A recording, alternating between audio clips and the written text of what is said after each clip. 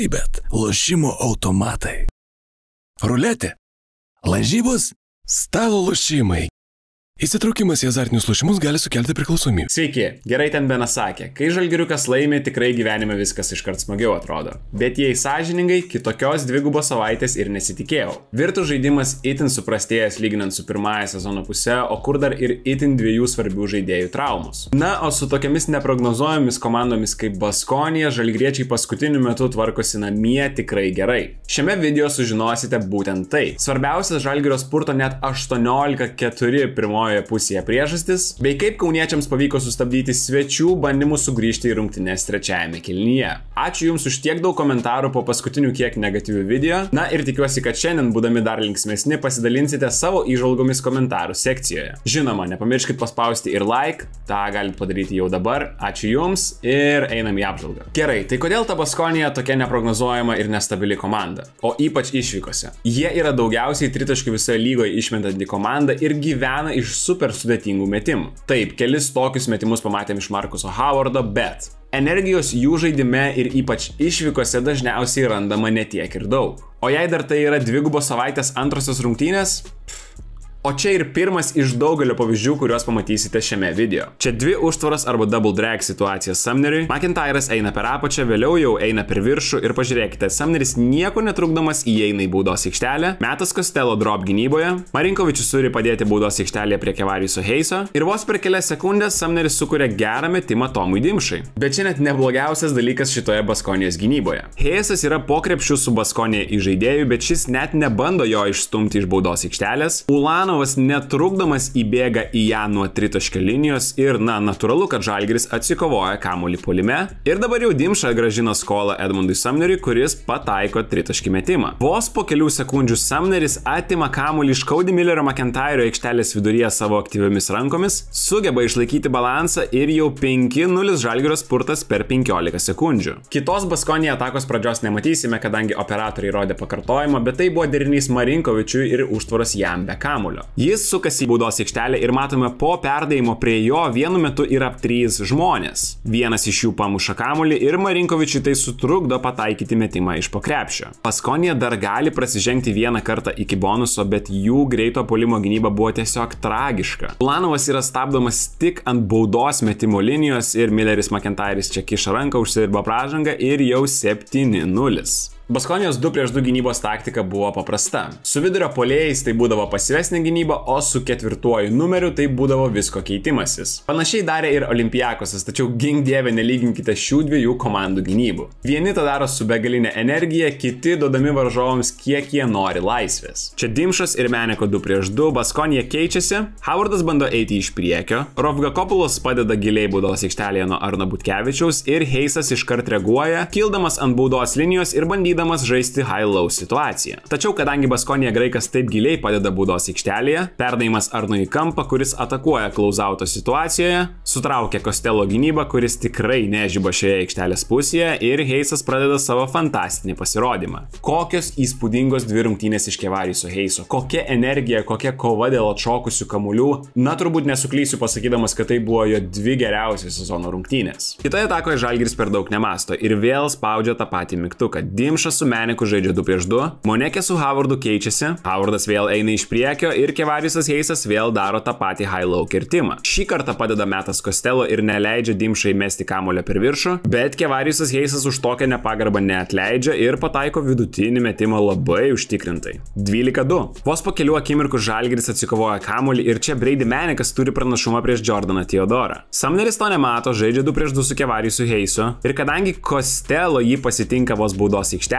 amerikietis į ją įeina netrukdomas, Heisas neturi kur leistis, o gali tik atšokti, kadangi ten yra Brady Menekas ir amerikietis jaučiasi labai gerai iš šio vidutinio nuotolio. Štai tokia greita 14-2 Žalgirio atkarpa pirmojo kėlinio pabaigoje. Šiose rungtynėse man turbūt labiausiai įstrigo tai, kaip lengvai Žalgiris galėjo bėgioti, driblinguoti, daryti ką tik tais norėjo puolime. Žinoma, Heisas tikrai ne visada tokiais procentais pataiko šiuos vidutinius metimus, bet matome, kad pasijautęs gerai, atakavo itin užtikrintai. Gerai, dabar kelkime šiek tiek ir pakalbėkime apie gynybą. Čia buvo ne vienas ir ne du geri epizodai prieš Marcusą Howardą. Baskonija jam stato daug užtvarų be kamulio, o labai dažnai situacijos prasideda tuo, kad pats jisai išleidžia kitą komandos draugą. Prieš Olympiakosą Žalgiris tokiose situacijose strigo nemažai. Bet pažiūrėkite čia, Arnas yra prilipęs prie Čima Monekės, aišku, čia ir Howardas nepastato užtvaros iki galo, o tai leidžia Dimšai likti prie pat jo. Pin down užtvaros metu lietuvis per daug neatsilieka, na ir matome išmetimo metu, abejoju, ar yra įmanoma būti dar arčiau savo varžovo. Čia buvo Baskonija derinys po minutės pertraukėlės, na, o kuogi atsakys Andrėja Trinkieri?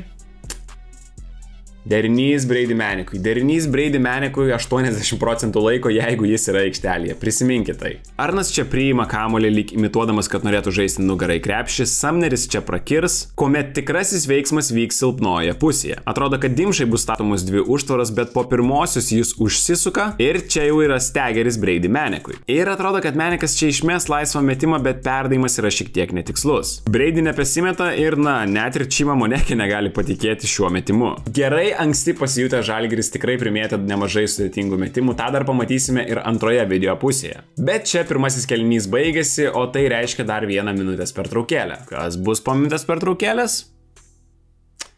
Teisingai, derinys Brady Manicui.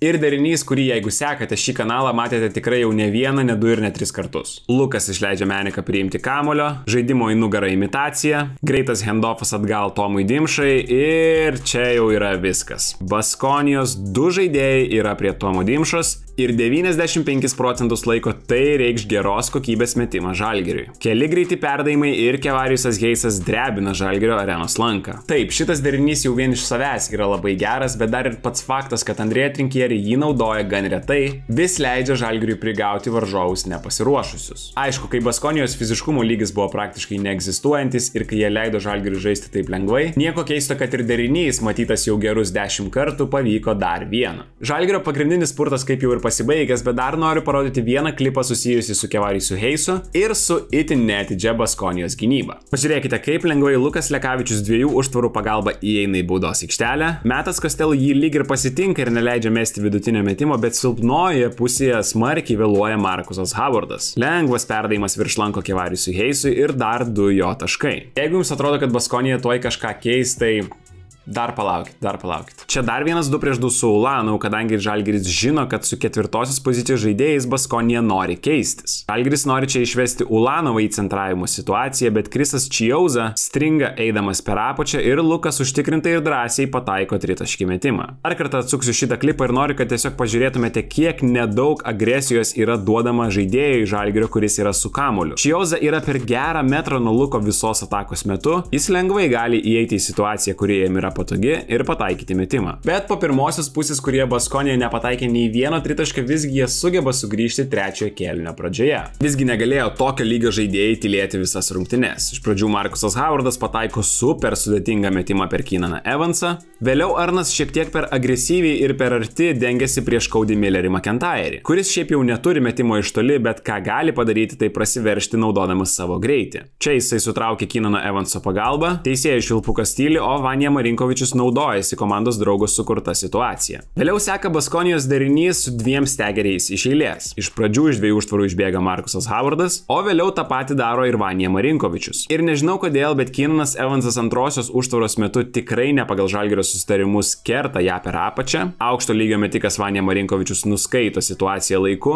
ir mažina Baskonijos deficitą jau iki 6 taškų. Bet šitoje situacijoje aš iš tikrųjų nei kiek neišsigandau, kad Žalgiris gali sugriūti ir dabar paaiškinsiu kodėl. Tokios komandos kaip Baskonija žaisdamos išvykose dažniausiai visą laiką nusileidžia iki savo blogų įpročių lygio. Na, nebent pataiko 23 taškų per rungtynes. Bet kiek kartų per sezoną tu to gali tikėtis? Žalgiris laimėjo 18 taškų skirtumų, o pagal taškus po antrųjų šansų laimėjo net 21-4. Čia dar vienas to pavyzdys. Ulanovas meta po ispaniškojo pick and rollo ir stebėkite Arną Butkevičių ir Kevariusą Heisą. Vieninteliai 2 Žalgirio žaidėjai, kurie kovoja dėl atšokusio kamuolio, negauna praktiškai jokio kontakto eidami link krepšio, Arno pamuštas kamuolys nusileidžia Keenanui Evansui ir šis nedovanoja už tokią Baskonija klaidą. O čia dar vienas blogas įprotis iš Baskonijos, kurį jau matėme pirmoje video pusėje – greito puolimo nestabdymas. Baskonija turi tik vieną komandinę pražangą, bet Ulanovas yra pasitinkamas, teisingiau galbūt sakyti, išvis nėra pasitinkamas iki pat krepšio ir taip sunkiai į šias rungtynes bandė sugrįžti Baskonijos žaidėjai, taip lengvai vėl Žalgiriui atiduoda pranašumą. Nelabai gali ir abejoti Žalgirio šansais šiose rungtynėse, kai viena komanda mėto itin sunkius metimus, o kiti gali tiesiog persivaryti kamuolį per visą aikštelę ir mesti iš po krepšio. Na gerai,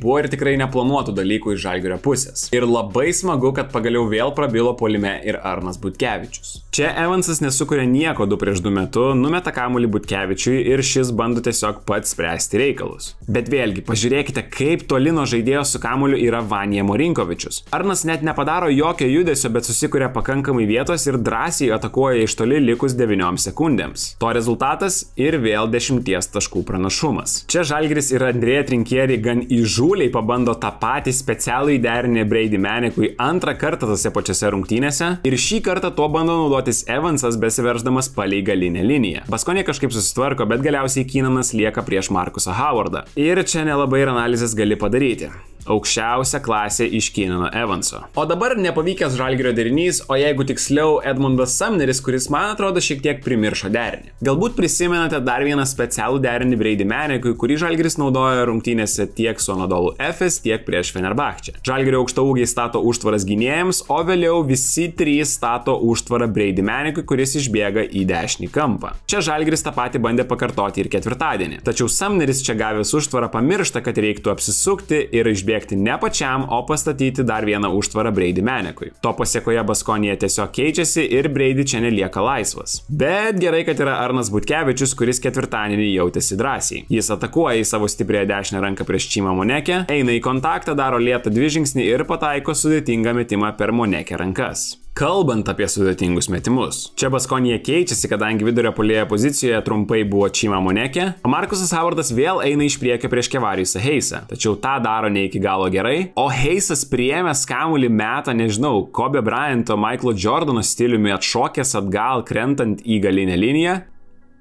Ir aš tiesiog negaliu patikėti tuo, ką matau. Be abejonės, šitie keli sunkus metimai Žalgiriui tikrai padėjo, bet didžiąją rungtynių dalį Žalgiris nesunkiai kūrėsi lengvus metimus. Čia 2-2 metus Sedekerskis toje pačioje vietoje kaip ir Costello, dėl to Čima Monekė turi padėti baudos aikštelėje, McIntyras rotuoja link Brady Maneko palikdamas laisvą Arną Butkevičių, bet Markusas Howardas nesupranta, kad jo komanda nori rizikuoti ties Arnu Butkevičiumi, palieka laisvą Tomą Dimšą ir Žalgiris nuostabia ataka didina pranašumą iki 13 taškų. Tokiu būdu turbūt galutinai panaikindamas Baskų viltis dar sugrįžti šiose rungtynėse. O kas jums labiausiai įstrigo šios dienos rungtynėse? Ir ar dar tikite, kad Žalgiris turi šansų pakilti iki 10-osios vietos? Galbūt galim pagauti tą pačią Baskoniją? Ką manot? Šį kartą tiek, ačiū, kad žiūrėjot, nepamirškit paspausti like ir pasimatysime kitą savaitę. Iki. Sibet, lošimo automatai. Ruletė. Lažybos. Stalo lošimai. Įsitraukimas į azartinius lošimus gali sukelti priklausomybę.